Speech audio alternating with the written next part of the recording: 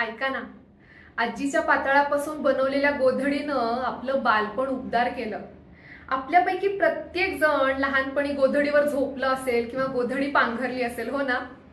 आजीची ऊब गोधडीच्या मार्फत वारसा हक्कानं आपल्यापर्यंत पोहोचली.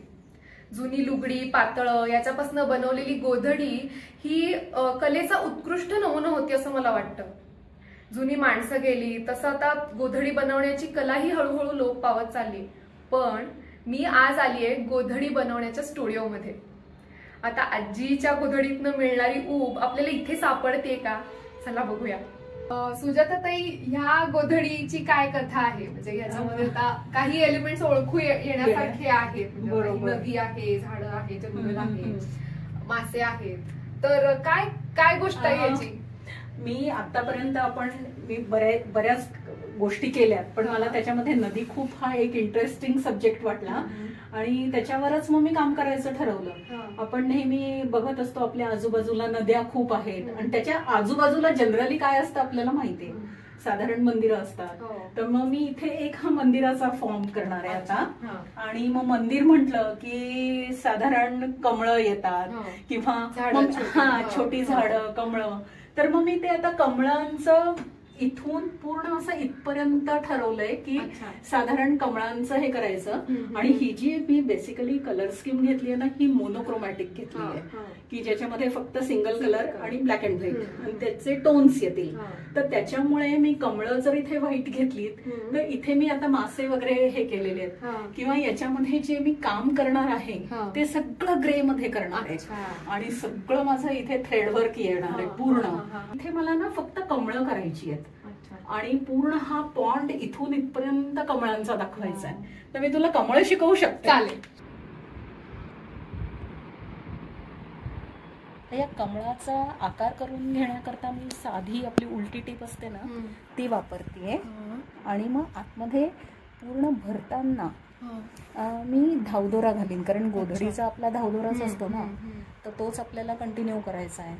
एकदम लहानपणचं असं व्हिज्युअल सगळं आठवलं की माझी आजी पण बसायची असं करत आणि मी पण असं शेजारी बघत बसते. तिनं मला पण छोट्या एका तुकड्यावरती कसं काय काय करायचं ते सुई दोरा देऊन काय करायचं ते कर त्याच्यावरती. अगं मी पण लहानपणी खूप केलं होतं. आणि हे जे सगळे टाके वगैरे आहेत ना, मी हे साधारण आपल्याला 8वी 9वी 10वी मध्ये बघ असतं त्याच्यामध्ये शिकलेले होते. म्हणजे त्याचा उपयोग नंतर कधी केला नाही आणि आता असा होईल असं मला काहीच वाटलं नव्हतं. पण आता ते मला इतकं छान वाटतंय की आपली जी पारंपरिक कला आहे, अगदी बोलता बोलता सहज पारंपरिक कला आहे ही आपण जर अशी जपली तर मग त्याच्यापेक्षा वेगळं काय ना आणखीन. स्वानंती, तू आता हे करताना बघतेस तर तू एकदा माझ्या बरोबर करून बघ ना, कारण आपला हा इतका सुंदर वारसा मिळालेला आहे आणि त्याचा यूज आपणच करायला हवा. आणि किती त्यांनी सुंदर आणि छान करून ठेवलेलं आहे, पण करताना किती अवघड आहे हे तुला केल्यावरच कळेल. तर तू एक माझ्या बरोबर जरा थोडस काहीतरी करून बघशील का? हो, येस, अगदी चालेल. चालेल, चल मी तुला कपडा देते, माझ्या बरोबर तू पण शिक. चालेल.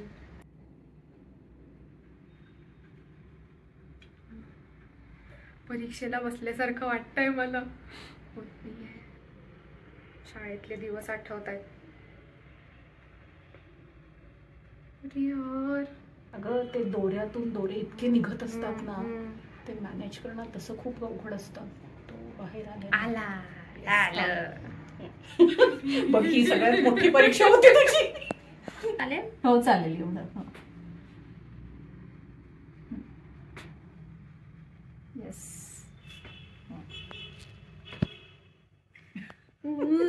ओढ जोरात कपडा. म्हणजे त्याचं टेक्निक आहे. हा या बोटाने कपडा मागे ओढायचा आणि सुई समोर ओढायची. मस्त आला ना. जमेल जमेल, हळूहळू आहे पण जमेल. नाही, छान जमतंय. पहिल्याच याच्यात तुला इतकं जमतंय. आता एवढं झालंय माझं घालून. आता हे पूर्ण असं घालायचंय. तरी एवढ्या वेळात झालं. हळूहळू हळू करून. एका कापडावरचे बैल जे आहेत ते आपण आता कापून घेतलेले आहेत आणि हे एका गोधडीचा भाग असल्यामुळं आता ते प्लेसिंग साठी म्हणून मग ते आता मशीन वरती ते शिवून घेऊ आपण. हा,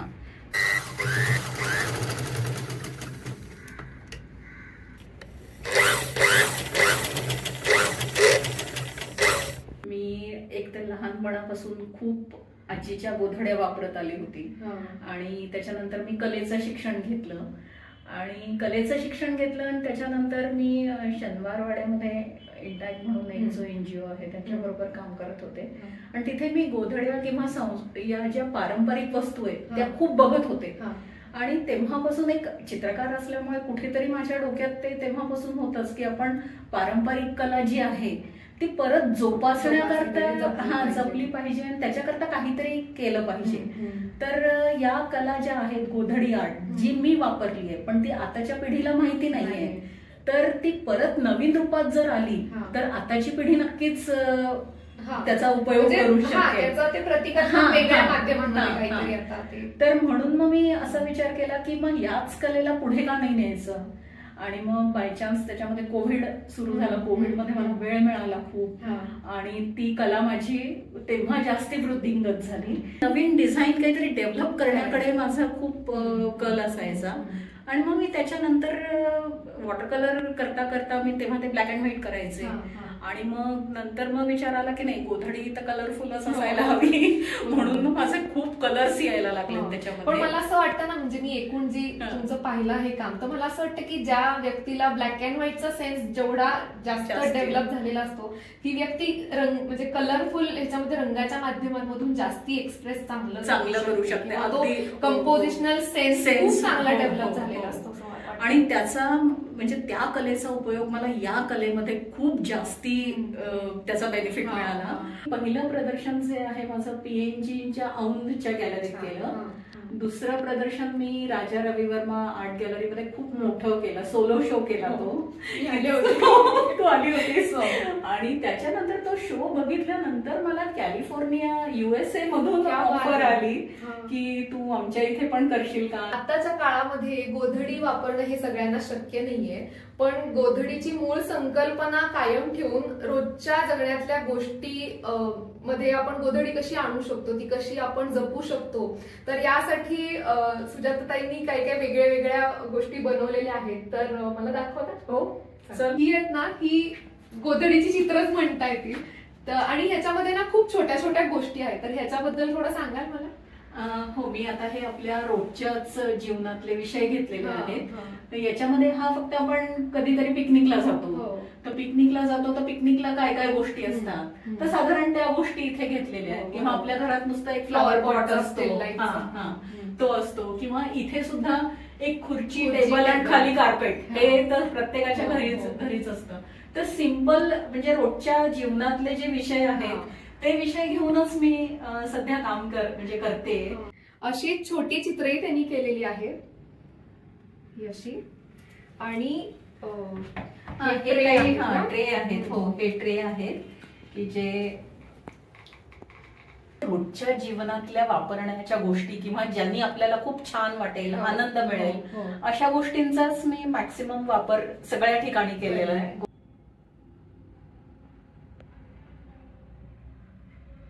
ही नदी आहे.